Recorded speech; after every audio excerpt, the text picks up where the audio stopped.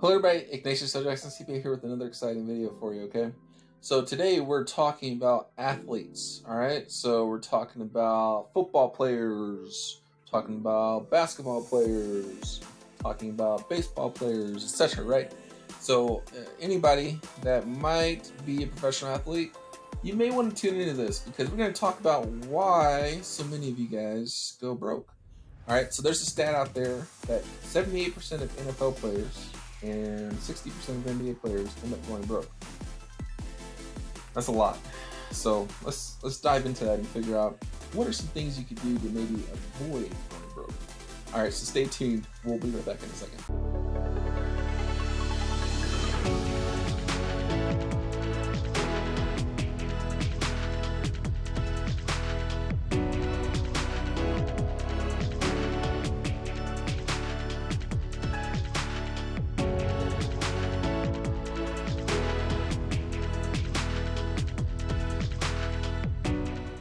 All right, everybody, and we're back. Okay, so today, again, we're talking about athletes and why they go broke, okay?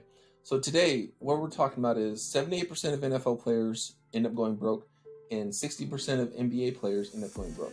These players, in a lot of cases, are making millions of dollars during their career. So why are they going broke?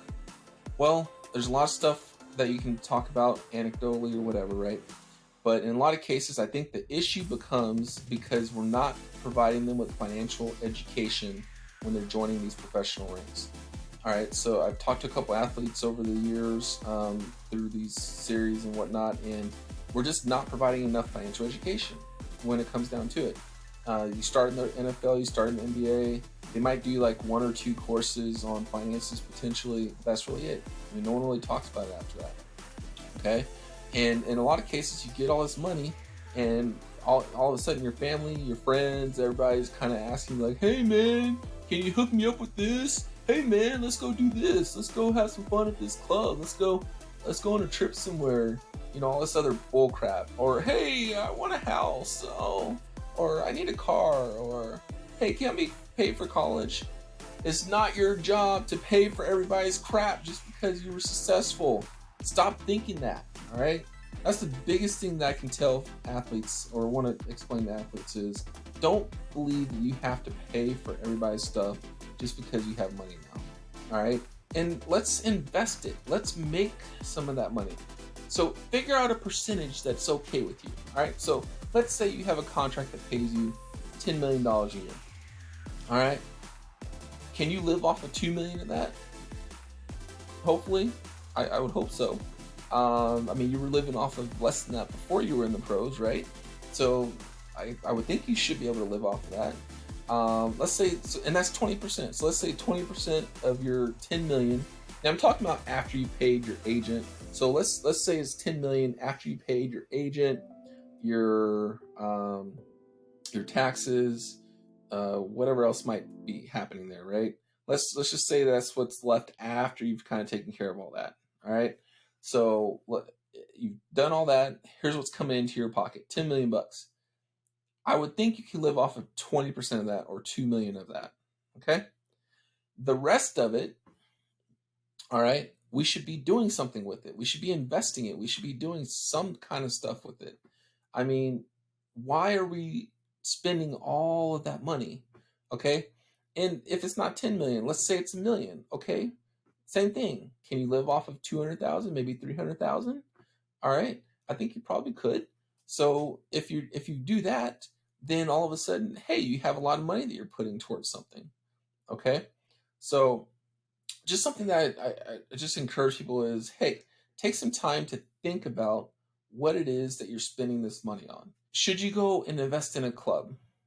This is another thing that a lot of athletes do. They go invest in nightclubs or restaurants or bars. We really don't need any more nightclubs, restaurants, or bars. They're fads. I'm just going to be perfectly honest with you.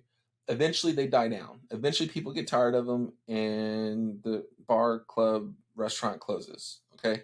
There's a few exceptions out there that have been around for years and decades, right? But in a lot of cases, especially when it's based off of the name of the athlete, not necessarily the cook that's at the place, right? Then those kind of things definitely are fads that die down, especially once you retire and people kind of forget about you. I would just encourage you, don't just do that. I mean, you could do that if you want to, but don't only do that. I mean, go and get yourself other things that are going to be more productive. One of my favorite that a lot of athletes I feel like are missing the mark on is real estate. Okay? I'm not talking about the house you're living in. I'm not talking about that $5 million mansion or whatever you bought. Okay? I'm talking about real estate, apartment complexes, single family houses, etc. With your kind of with the kind of money that most athletes have, I would generally push you towards apartment complexes versus single family homes, because that's has the biggest bang for your buck is in an apartment complex. All right, it's a little bit easier to manage, and you got one entity that you're dealing with, etc., etc. So a little bit easier to deal with if you have apartment complexes versus having a bunch of single family houses. Okay, but that said, whatever type of real estate you want to get into some real estate. Okay, even if it's short-term rentals, I mean, that's fine too. That's also something that you can do and utilize. But getting into real estate is essential. All right, now it's better if you are married. It's even more fruitful for you if you're married, I should say. However, it's still good and beneficial for you if you're not married. Okay, it's still a tax advantage way to build some wealth and to have passive cash flow coming into you after you leave the NBA or the NFL or whatever professional sports organization you're part of. All right, to where you're not really gonna put yourself into a dire situation where you don't have money coming in. Okay. You also are going to have some debt on these properties. Usually, you're not going to buy these properties for straight cash. At least I wouldn't recommend that. That's not the smart thing to do. You should be using debt to your advantage. Now, how much debt on these properties up to you. I would recommend at least 70% usually of debt on each property. You can go as low as or as high as 80% sometimes, depending on the lender and what their requirements are. But I would say at least 70% debt, 30% equity in the properties, because over time that equity is going to continue to grow. Okay, that's the great thing about real estate.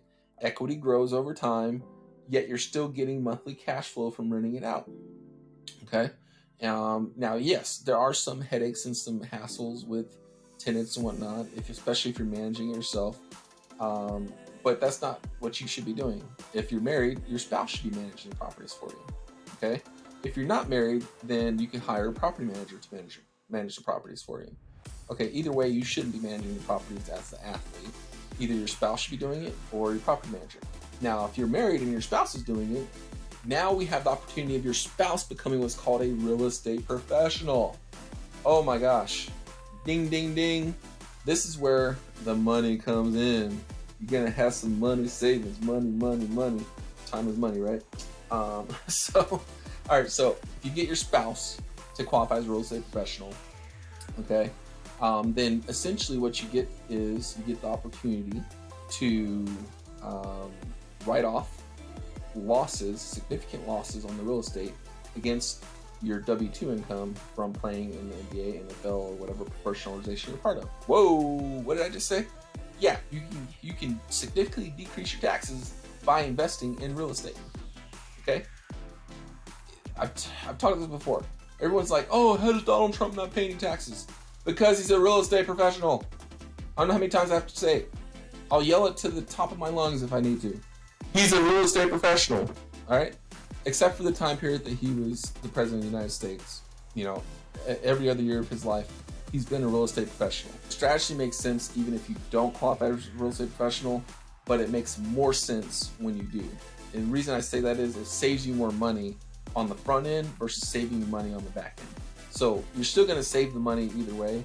The question is it an immediate effect or is it deferred to a later date? Here's the other power of real estate. As that equity grows, again, remember, you're still getting cash flow each year, okay? The equity's growing, you're saving on taxes, and at some point, you can actually add more debt to that property to eat up some of that equity. So let's say the equity grows, and now your equity is at 50% of the value of the property. Well, you can go to the bank and say, hey, I want to do a cash out refinance. And when you do that cash out refinance, guess what happens? They send you more money. They usually will go to 70% of the value of the property as a loan. So if it's currently at 50%, then you got 20% more cash that's going to come to you. Guess what the beauty of that cash that comes to you is? It's non-taxable. Oh my gosh. I know, it's crazy, right? You just had a bunch of cash come to you and you don't pay any taxes on it. Why do you not pay any taxes on it? Because it's debt that has to be repaid. Okay? We don't tax debt that has to be repaid. That makes no sense. Why would you tax something that has to be repaid? Okay? So, yeah. Voila. This is the power of multifamily real estate. All right? Multifamily meaning 5 to 6 units or more. Okay? 5 to 6 units or more is multifamily. Once you get up to like 20 to 30 units, that's like true multifamily. Some of the smaller projects are multifamily still, right? But it's not like true multifamily. So, you know, you really got to get to a point where you're getting like 20 or 30 apartment complex units going for you. And then at some point, you might even be able to get to the point where you got 100 unit apartment complexes going. So that's like the next level, right? That's institutional type stuff. But this is a phenomenal way to build wealth. And frankly, a lot of people in this space could become billionaires. You know, there's a lot of billionaires that we should have from professional athletes because you guys make so much on a yearly basis. If you're investing it the right way and you're, you know, investing in yourself and paying yourself first, you should, in theory, be able to become billionaires, quite a bit of you, okay? It's easier than you think. I actually have a couple of posts that I did recently showing how you can become a billionaire just by investing in real estate and being a professional athlete, making millions of dollars a year on just your salary, okay? So hopefully that kind of sparked your interest a little bit as athletes. If you want to know more about these strategies, if you want to kind of get some help implementing some of these, feel free to reach out to us. We're happy to help you out, you know, and kind of help you tackle this goal of saving for your future, saving for multiple generations, etc. There's other things that we're going to talk about in the future about athletes and some of the stuff that I've seen that I would like to see athletes do differently. Things like saving for your kids, you know, businesses, stuff like that you might be getting into. So we're going to talk through some more stuff. Check out some of my other videos as well. We've already touched on a lot of this stuff, but I'm going to try to tailor some more of it to the athlete and kind of their situations. And hopefully we can get some more people that are doing better, because it doesn't make sense that so many athletes are going broke. It really doesn't. I just don't get that. I mean, if I had an option to get millions of dollars, I would never work another day in my life. I would never be broke another day in my life. Well, I'm not broke now, but you see what I'm saying? Like, there's just no way I could waste all that money and not have anything left, you know, a few years after I retire from the professional sports organization. Like, it makes no sense to me. And so I really do encourage you guys to look inside the mirror a little bit and just say, hey, man, I need some real help in making sure I'm investing the right way, making sure I'm doing this the right way, so that, you know, I'm setting myself up, I'm setting my family up, you know, my kids up, my wife up or spouse up, you know. So there's so many opportunities. So just kind of think about that. I'm gonna let you noodle on that a little bit, and we're gonna come back with some more stuff in the near future. Okay? Hope everybody has a good one. Talk to you later.